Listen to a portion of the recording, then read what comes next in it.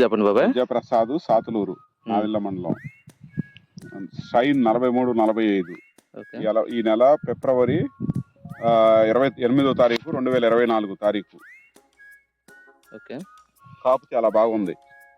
Okay. ఇప్పుడు ఎట్లా ఉంది గ్రోతింగ్ కానీ? గ్రోతింగ్, ఫ్లవరింగ్ కానీ, క్రాప్ కానీ, కాయ సైజు కానీ, తాలుగా కూడా చాలా తక్కువగా ఉంది.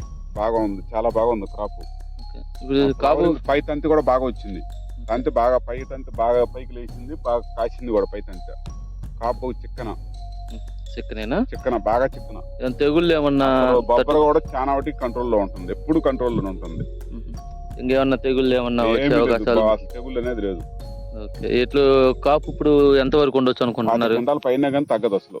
ఒకసారి చెట్టు కాపు చూపిస్తావు ఇప్పుడు? కాయ సైజు కానీ అంత తాలు కూడా లేదు అసలు. తాలు పర్సెంట్ తక్కువ, కాయ సైజు చాలా తక్కువ తాలు పర్సెంటేజ్. ఇంకో చెట్టు చూపారా బాబా?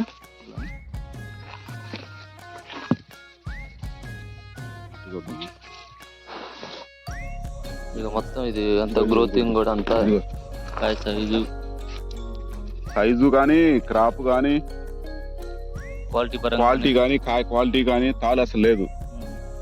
ఇప్పుడున్న సిచ్యువేషన్ లో ఏమనుకుంటున్నాం? మొత్తం ఇది బ్రహ్మాండంగా ఉంది, వెరైటీ సూపర్ గా ఉంది. డూఫ్లోరా వాళ్ళది షైన్ 43-45 రకం సూపర్ గా ఉంది.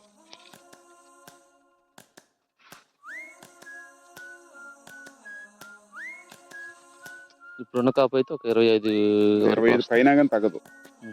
ఓకే. నెక్స్ట్ వచ్చేది కూడా ఉంది కదా? ఓకే బాబాయ్. కోసేటప్పుడు ఈ పై కొమ్మలన్నీ ఎరగొడతారో అని భయం పడుతుంది. ఫుల్ పై కాపు బాగా కాసింది. ఓకే థ్యాంక్ యూ బాబాయ్.